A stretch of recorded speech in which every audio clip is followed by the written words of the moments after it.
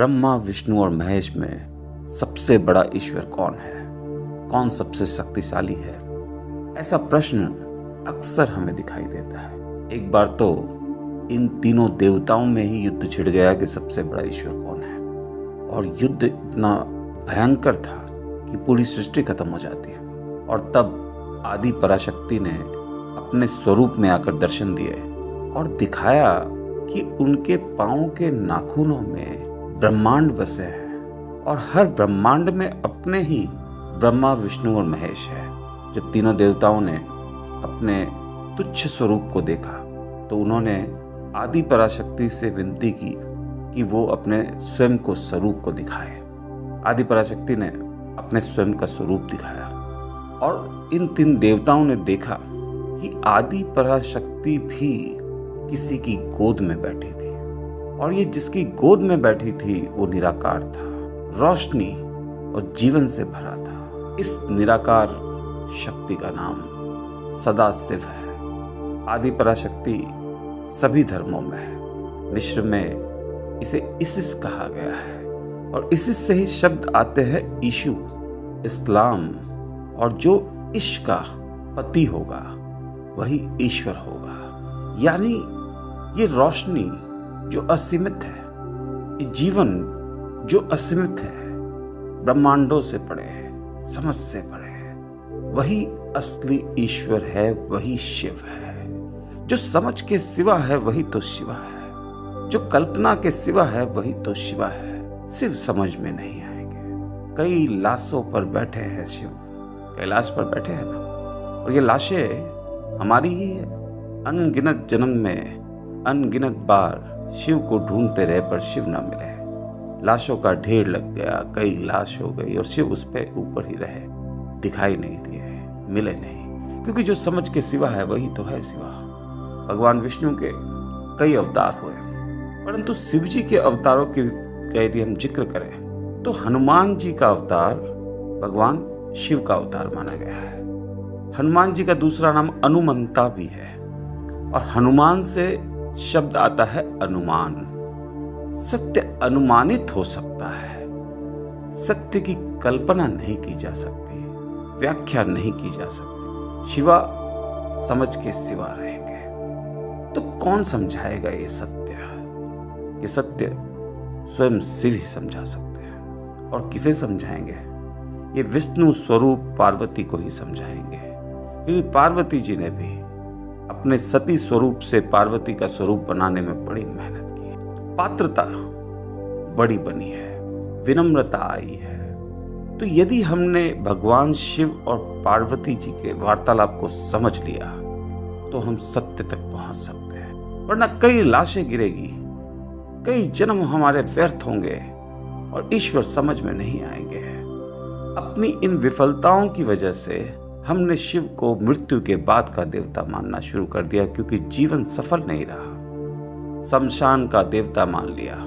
और शिव सिर्फ हिंदू धर्म के नहीं है, ये पूरे ब्रह्मांड के हैं, पूरे कायनात के हैं। यहूदियों ने शिवा नाम के एक पीरियड को मानना शुरू किया, जो मृत्यु के बाद 7 दिन का एक मौन व्रत होता है। स्लाविक शिवा को एक देवी मानते हैं जो जीवन और प्रकाश की देवी है, बिल्कुल उसी प्रकार जैसे सदाशिव का वर्णन मैंने किया। मिश्र धर्म में शिवा ओएसिस नाम की एक जगह है, एक मानसरोवर जैसा एक जलाशय है, और वहां पर आमुन रा का सबसे पहला मंदिर बना।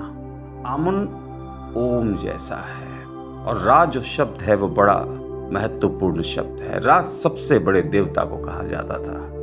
रा के साथ एक हो जाना, सत्य के साथ मिल जाना, इस प्रक्रिया को राम कहते हैं। राम से बड़ा राम का नाम है, इस नाम को समझ लीजिए। रा और म जब मिलेंगे तब सत्य की प्राप्ति होगी। और शिवजी ने भी पार्वती जी को सत्य की तलाश में, सत्य की खोज में एक कथा सुनाई। वो कथा का नाम भी रामायण है, यानी राम का यान, रा में विलीन होने का यान ही रामायण है। हमने रामायण कई बार सुनी, मनोरंजन के लिए सुनी, भक्ति के लिए सुनी, परंतु रामायण समझ ना आई।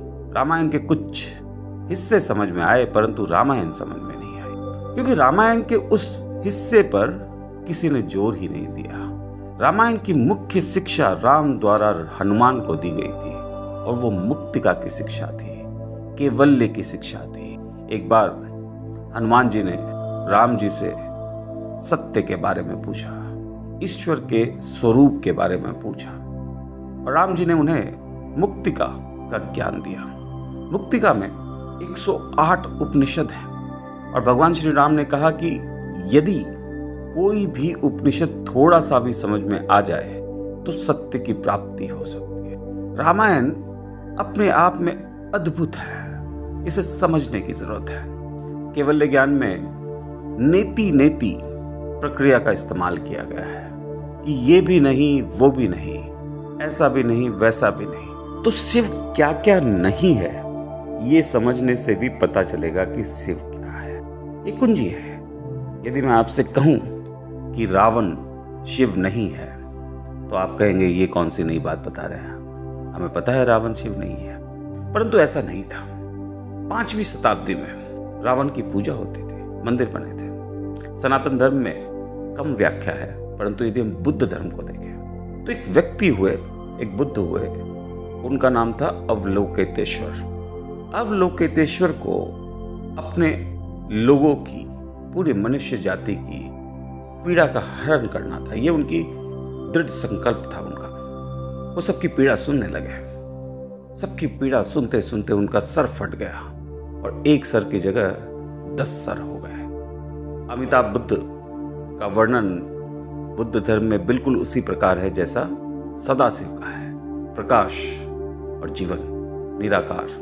अमिताभ बुद्ध ने अवलोकितेश्वर के 10 सर के साथ 20 हाथ भी दे दिए। अवलोकितेश्वर सभी की पीड़ा सुनते और सभी की पीड़ा का निवारण करना चाहते हैं। और 4वीं, 5वीं, 6वीं शताब्दी में अवलोकितेश्वर के मंदिर बनने लग गए। परंतु अमिताभ बुद्ध ने कहा कि ये ईश्वर नहीं है। यानी मनुष्य जाति के दुख हरना, मनुष्य जाति के लिए कार्यरत रहना ईश्वर का एक स्वभाव हो सकता है, ईश्वर नहीं हो सकता। जैसे रावण ईश्वर नहीं हो सकता, उसके भी 10 सर 20 हाथ है। रावण की एक पत्नी हुई, उसका नाम था मंदोदरी। मंदोदरी मायासुर और हेमा की पुत्री थी। मायासुर माया का प्रतीक है और ईश्वर की तरफ याचना के भाव से देखना हे माँ का प्रतीक है। मंदोदरी की बहन थी धन्य मालिनी, यानी भगवान की तरफ धन्यवाद की दृष्टि से देखना धन्य मालिनी का प्रतीक है। मंदोदरी एक मेंढक थी। 20-25 साल वो मेंढक के रूप में रही, यानी ईश्वर को सुंदर रूप से देखना। मंदोदरी का मतलब है सुंदर उदर, यानी खूबसूरती, मोहक छवि। माना जाता है कि मंदोदरी सबसे सुंदर थी। यानी ईश्वर को मोहक स्वरूप में देखना भी ईश्वर नहीं है। ईश्वर का मोहक स्वरूप एक स्वरूप हो सकता है, गुण हो सकता है, पर ईश्वर की मोहकता ईश्वर नहीं हो सकती। तो मंदोदरी भी ईश्वर नहीं है। एक और राजा है रामायण में, उनका नाम है जनक। जनक का मतलब जिसने सबका निर्माण किया हो वही ईश्वर हो, ऐसी भावना को जनक कहते हैं। जनक की पुत्री सीता और जनक की पत्नी सुनैना, यानी ऐसे जनक को, ऐसे निर्माणकर्ता को अच्छी दृष्टि से, सुनैना से देखें कि वो ईश्वर जिसने हमारा निर्माण किया है वो कोई हमारा वध करके हमें खा जाएंगे, ऐसा नहीं। वो हमारे बारे में अच्छा सोचते हैं, हमारे पिता स्वरूप है। ऐसी भावना जनक और सुनैना द्वारा दर्शाई गई। तो ईश्वर का हमारे प्रति दयालु होना, हम पर आशीर्वाद बनाए रखना, या इस जगत के निर्माता के रूप में उसे देखना, पॉजिटिव एंगल से देखना, सुनैना से देखना, ये सब ईश्वर का स्वरूप हो सकते हैं, ईश्वर नहीं हो सकते। नेति नेति, ये भी नहीं, वो भी नहीं। रामायण में एक और किरदार है दशरथ। दशरथ जिसका रथ 10 दिशाओं में बहुत तेजी से भाग सकता था, बहुत बड़े राजा थे, कई बार पृथ्वी को बचाया था इन्होंने। ये इच्छाओं का प्रतीक है। दशरथ ने श्रवण को मार दिया क्योंकि उसके माँ बाप भी बूढ़े थे। यानी ऐसी चीजों को सुनना बंद कर दिया। श्रवण का मतलब सुनना होता है।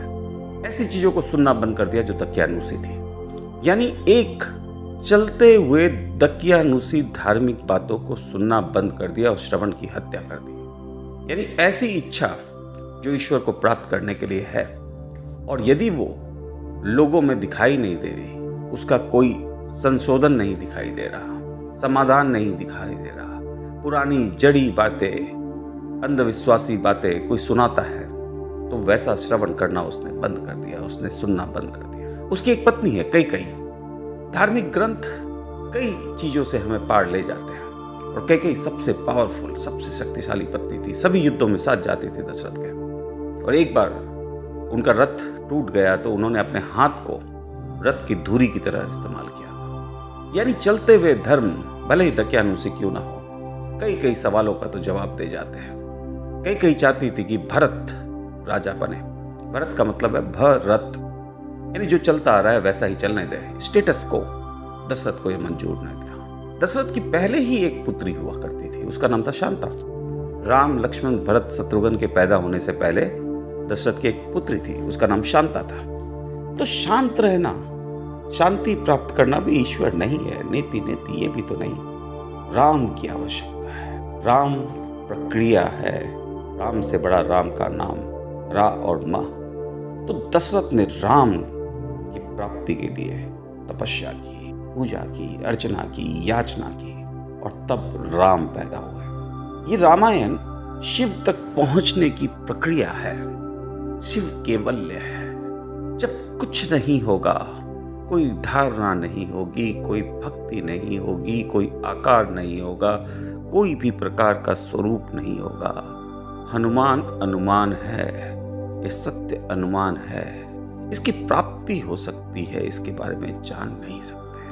रावण ऐसे ही शिव को लंका में लाना चाहता था, यानी शिव को अपने दिमाग में लाना चाहता था, समझना चाहता था। कैलाश को उठा लिया उसने, ऊपर हम शिव जी थे।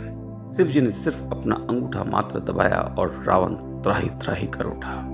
यानी एक चेतन दिमाग त्राही कर उठा, शिव को लंका में न ला पाया। यानी शिव को समझने की दिमाग की कोशिश विफल होगी। रावण कोई छोटा मोटा व्यक्ति नहीं था, सभी वेदों का ज्ञाता था, चिकित्सक था, भूगोल शास्त्री था, और शिव का सबसे बड़ा भक्त था। भगवान शिव को समझने के लिए आपको एक और कथा समझनी पड़ेगी। एक बार तारकासुर के पुत्र थे, 3 पुत्र थे, और इन्होंने बहुत बड़ी तपस्या की। ब्रह्मा जी ने प्रसन्न होकर उन्हें आशीर्वाद दिया। उन्होंने कहा कि हमारे लिए 3 महल बना दीजिए। एक सोने का महल जो स्वर्ग में होगा, एक चांदी का महल जो वायु में होगा, और एक लोहे का महल जो पताल में होगा। ये तीनों महल अपनी अपनी कक्षा में घूमेंगे, हजारों वर्ष तक एक दूसरे के सिधाई में नहीं आएंगे। यदि ये तीनों महल एक धुरी पर आ जाएं और उस वक्त कोई इसे एक तीर से नष्ट कर दे तो हमारा अंत हो जाए। तारकासुर के इन पुत्रों को ब्रह्मा जी ने आशीर्वाद दे दिया। ये पुत्र राज करने लगे। देवताओं को खलबली मची। उन्होंने कहा विष्णु जी से कि इसे खत्म करें। विष्णु जी ने भगवान शिव के पास इन्हें भेजा, और भगवान शिव ने कहा कि ये लोग कुछ गलत नहीं कर रहे, तो इनकी हानि करना मेरे लिए उचित नहीं है। भगवान विष्णु ने इन सब के मति में ऐसा डाल दिया कि साधना कुछ है ही नहीं, ईश्वर कुछ है ही नहीं, जो है यही है, यही विलास करे, यही रहे। और इसी प्रकार से हजारों वर्ष तक तारकासुर के पुत्रों ने इन तीनों महलों पर राज किया। धर्म से विमुख हो गए। जब वो धर्म से विमुख हो गए तो शिव जी के पास देवता फिर पहुंचे और उन्होंने कहा कि देखिए ये लोग गलत कार्य कर रहे हैं, अब आपको इन्हें नष्ट करना होगा। बहुत बड़ी तैयारी हुई। धरती रथ के रूप में बन गई। सारे देवता उस रथ के कलपुर्जे बन गए। भगवान शिव उस रथ पर खड़े हुए और अपने धनुष पर एक तीर को चढ़ा लिया। वो तीर भगवान विष्णु बने। तीर की नोक पर अग्नि थी और तीर के जो पंख थे उसमें वायु थी। जैसे ही तीनों लोग एक धुरी पर आए, एक सिधाई पर आए, देवताओं ने कहा कि अब तीर को छोड़िए। भगवान शिव ने तीर को नहीं छोड़ा। उन्होंने सिर्फ एक मुस्कुराहट भर की और तीनों लोगों का अंत हो गया। यानी स्वर्ण, चांदी और लोहे से बने हुए लोग यदि एक सिधाई में आ जाए और उस वक्त शिव की कृपा हो तो व्यक्ति मोक्ष को प्राप्त हो सकता है। लोहा मतलब जड़, हमारा भौतिक रचना, चांदी मतलब आत्मा और सोना मतलब ऐश्वर्यता। ये तीनों के बारे में आपकी जो भी कल्पनाएं हैं, जो भी आपके विकार हैं, यदि वो एक साथ साधना के रूप में एक लाइन में आ जाए, और मैंने आपको पहले कहा है विष्णु जी कुंडलिनी शक्ति का प्रतीक है, शेषनाग पर बैठते हैं। उस तीर से जिसकी नोक पर अग्नि है, यानी कुंडलिनी ताकत एक अग्नि के रूप में होती है, पीछे वायु है, हमारी सांसें हैं। ऐसी कुंडलिनी शक्ति से तीनों लोकों का यदि विनाश हो तो शिव के दर्शन हो। रामायण में भी इस बात को बड़ी गहराई से समझाया है। रावण चेतन दिमाग, अहि रावण अवचेतन दिमाग, unconscious mind, subconscious mind, Kumbhakarna निद्रा, सपना इत्यादि का, और विभीषण वो तुर्य है, प्योर चेतना है। यानी लंका पर जब विभीषण ही बचेगा, चेतन दिमाग, अवचेतन दिमाग और निद्रा और सपने आदि की परिकल्पना समाप्त हो जाएगी, तब शिव के दर्शन होंगे। केवल्य, नेति नेति, ये भी नहीं वो भी नहीं, दिमाग भी शिव नहीं, अवचेतन दिमाग भी शिव नहीं, कल्पनाएं भी शिव नहीं, तो शिव के दर्शन होते हैं। राजा जनक को अष्टावक्र जी ने गीता सुनाई थी, और मुक्तिका में एक बेहतरीन उपनिषद है ब्रह्मधारिका, उसमें लिखा है कि ग्रह और अवग्रह होते हैं, सेंसेस और सेंसरी सिस्टम। इन वजहों से हमारी धारणाएं बनती है, और बुद्ध धर्म में प्रतीत समुत्पदा इसी की शिक्षा है। अष्टावक्र का मतलब 8 जगह से विकलांगता है। हम सब कुछ देख नहीं सकते, बहुत कम रोशनियां हैं जो हमें दिखाई देती है। हम सब कुछ सुन नहीं सकते, बहुत कम आवाजें हैं जो हमें सुनाई देती है। हम समुद्र के अंदर नहीं रह सकते, हम वायुमंडल के बाहर नहीं रह सकते। ऐसी 8 विकलांगताएं हमारी धारणाओं को विकलांग बनाती है। यदि हम शिव को इन विकलांगताओं के अंदर ढूंढने की कोशिश करेंगे तो शिव नहीं मिलेंगे। रावण सत्य का प्रहरी है, विष्णु का प्रहरी है, जय का स्वरूप है। तो रावण सत्य तक पहुंचना चाहता था, शिव तक पहुंचना चाहता था, सीढ़ी बना दी उसने। लोग कहते हैं स्वर्ग के लिए सीढ़ी बनाई थी, स्वर्ग तो उसके पुत्र ने जीत लिया था। स्वर्ग में कोई लालसा नहीं थी रावण को। रावण भोग विलास से दूर था, अपने मोटे कुबेर को उसने हरा दिया था। लंका पर उसका राज था। वो विलासी नहीं था, वो चेतन दिमाग था, शिव का सेवक था। वो सीढ़ी लगाकर कहां पहुंचना चाहता था? वो सत्य तक, शिव तक पहुंचना चाहता था। परंतु सत्य का तो वो स्वयं ही प्रहरी था।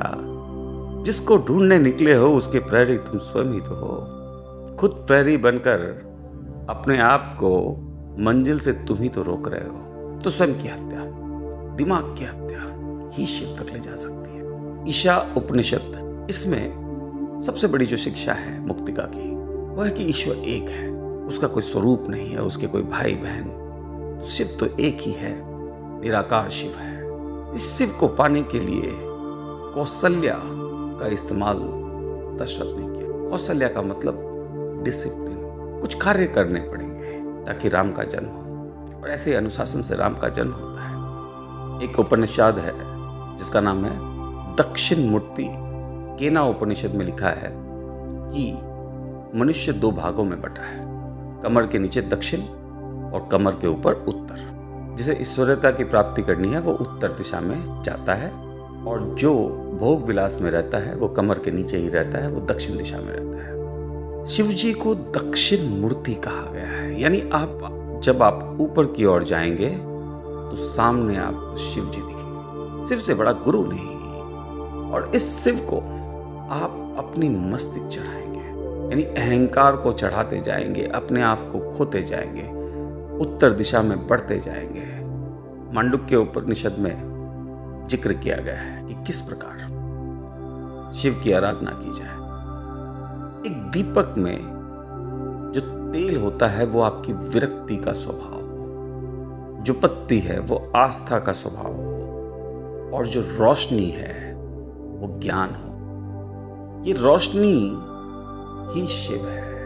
आप अपनी आस्था रूपी बत्ती को विरक्ति रूपी तेल में जलाएं और उत्तर दिशा की ओर बढ़ें। कुंडलिनी शक्तियों का इस्तेमाल करते हुए जब हम साधना में ऊपर की ओर उत्तर दिशा की ओर जाते हैं और नेति नेति का उपयोग करते हैं कि ये भी शिव नहीं, वो भी शिव नहीं, और कैवल्य जब बच जाता है तब वही शिव है, वही सत्य है। आज के लिए इतना ही।